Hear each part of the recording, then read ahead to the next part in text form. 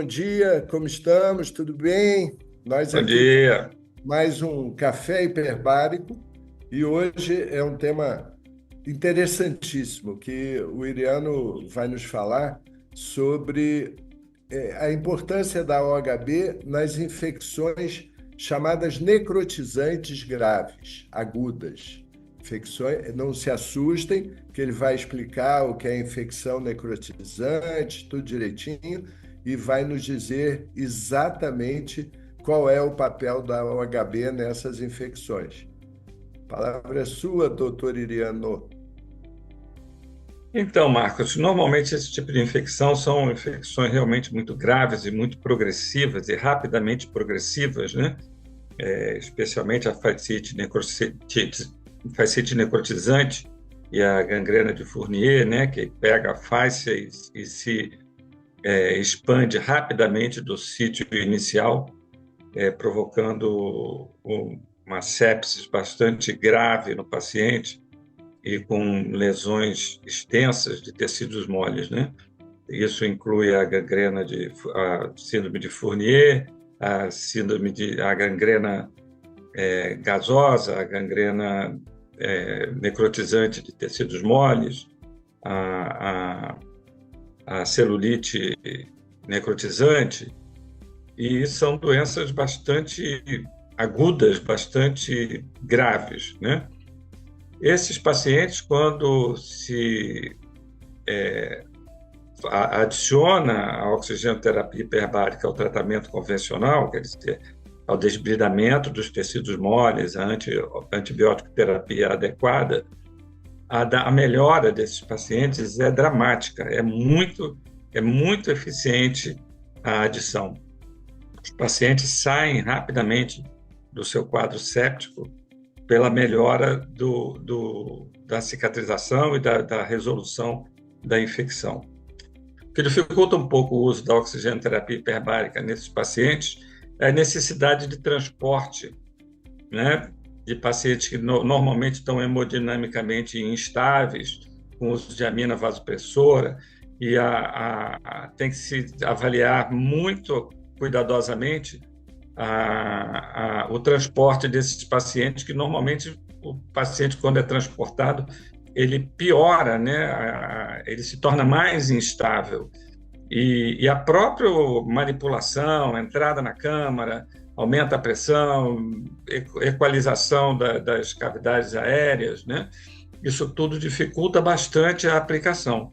O ideal é que isso seja feito em câmaras monoplace, ao lado do CTI, como já existiu aqui no Brasil, no Hospital das Clínicas de São Paulo, em que a aplicação estaria completamente, o custo-benefício, o risco-benefício, favoreceria muito a aplicação da oxigenoterapia hiperbárica. Quando você tem que transportar esse tipo de paciente para uma ambulância, manipular, passar e voltar, tem que se avaliar muito bem o custo-benefício.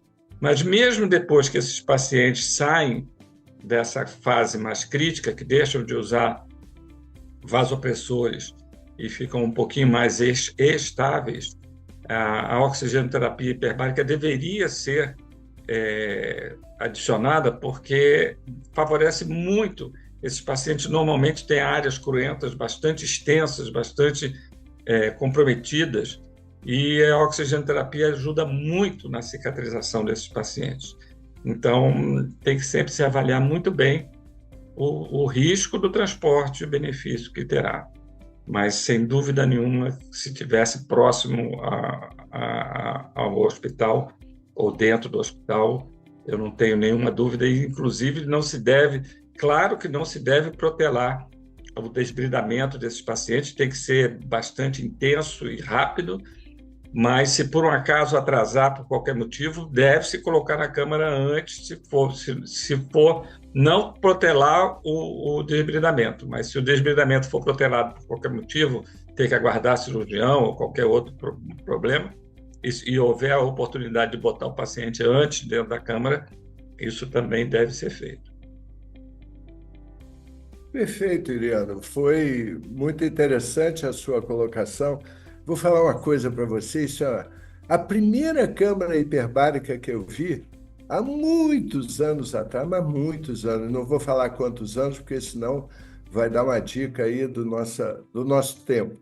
Mas foi quando eu entrei no CTI em Havana, rapaz, no Hospital Hermanos Amerreiras, que é o grande hospital de Havana até hoje, né, o hospital terciário.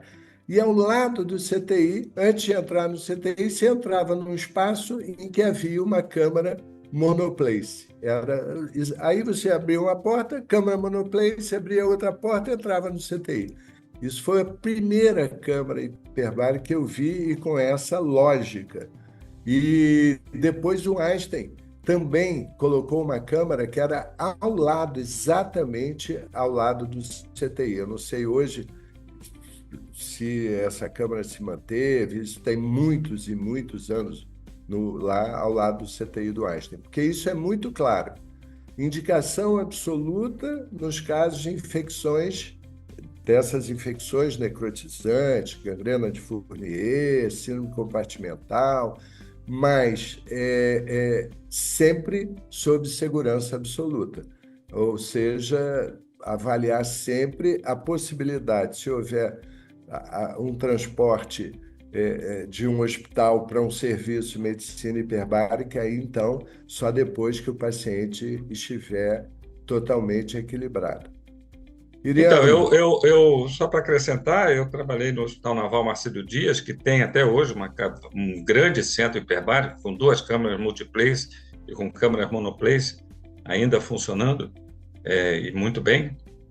Trabalhei lá durante alguns anos, né, logo no início, e a gente tratava muitos pacientes, todos os pacientes de Fournier no hospital entravam para a câmara hiperbárica o mais precocemente possível, e o resultado foi fantástico. O índice de mortalidade de Fournier lá era baixíssimo, baixíssimo. E normalmente não é baixíssimo, pelo contrário, é bastante elevado, né?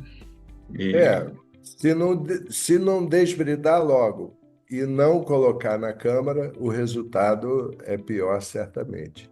certamente. Bruno, muito obrigado, foi ótimo. E até o próximo Café Hiperbárico sem café. Abraço. Tchau, Um tchau. abraço, obrigado, Marcos. Tchau.